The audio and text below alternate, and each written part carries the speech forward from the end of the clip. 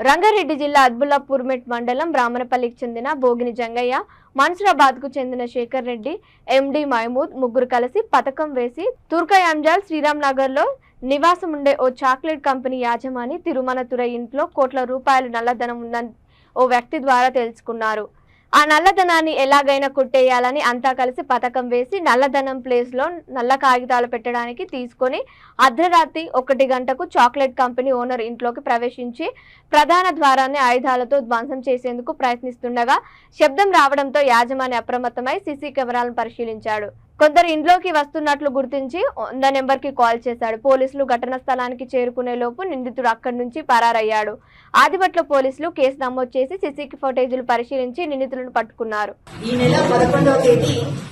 తిరుమనతురై అనే వ్యక్తి Adibatla police station Sriramnagar వాస్తవ్యులు ఆదిబట్ల పిఎస్ నుంచి వచ్చి ఎర్లీ మార్నింగ్ 11th రోజు ఎర్లీ మార్నింగ్ 1:32 మధ్యలో కొంతమంది వ్యక్తులు తన ఇంటిలోకి ప్రవేశించి వాచ్మెన్ తర్వాత అతని కంపెనీలో వర్క్ చేస్తున్నటువంటి ఒక వ్యక్తిని తాళ్లతో బంధించి కొట్టి వాళ్ళ దగ్గర నుంచి మొబైల్ ఫోన్ లాక్కొని మెయిన్ డోర్ ని బ్రేక్ చేసి దోపిడీ చేయాలని ఒక ఉద్దేశంతో సీసీటీవీలను కూడా డ్యామేజ్ చేసి ఇలాంటి ప్రయత్నం చేశారని చెప్పేసి ఆదిబట్ల పోలీస్ స్టేషన్ లో మనకి ఫిర్యాదు ఇవ్వగా ఇమీడియట్ గా మనం అది ఒక కేసు రిజిస్టర్ చేసి సెక్షన్స్ 395, 342 లో ఒక కేసు రిజిస్టర్ చేయడం జరిగింది. తర్వాత అక్కడ ఉన్నటువంటి క్లూస్ ఆధారంగా దాని యొక్క గ్రావిటీని తెలుసుకుని ఇమ్మీడియట్ గా ఎస్హెచ్ఓ ఆదిబట్ల రాఘవేందర్ రెడ్డితో ఒక క్రైమ్ టీమ్ ని ఎస్ఐ కృష్ణ టీమ్ ని ఇమ్మీడియట్ గా ఏర్పాటు చేసి దీని మీద మళ్ళీ క్రైమ్ ట్రాకింగ్ అనేది ఒకటి చేయడం జరిగింది. ఇందులో మనకి ఉన్నటువంటి క్లూస్ ఆధారంగా ఈ రోజు చింతలకుంట ఏఎస్ బేకరీ మనసిలిపురం లిమిట్స్ లో మళ్లీ సమావేశమైనటువంటి ఈ అఫెండర్స్ ని మొదటగా 17 మంది వ్యక్తుల్ని మనం ఈ బేకరీ నందు ఈ రోజు అప్రహెండ్ చేయడం జరిగింది. ఈ కేసు యొక్క వివరాలకు వెళ్తే బోగిని జంగయ్య అనే వ్యక్తి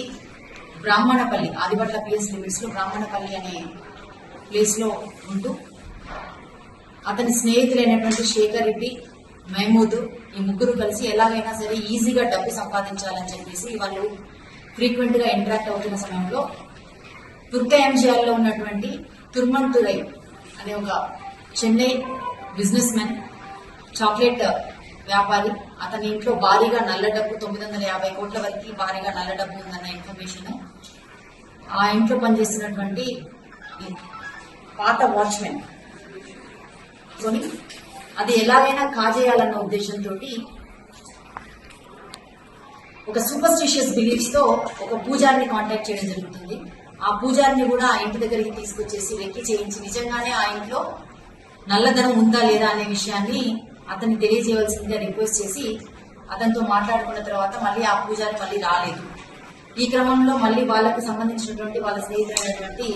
పెద్ది శ్రీనివాస్ అనే వ్యక్తిని కాంటాక్ట్ చేస్తే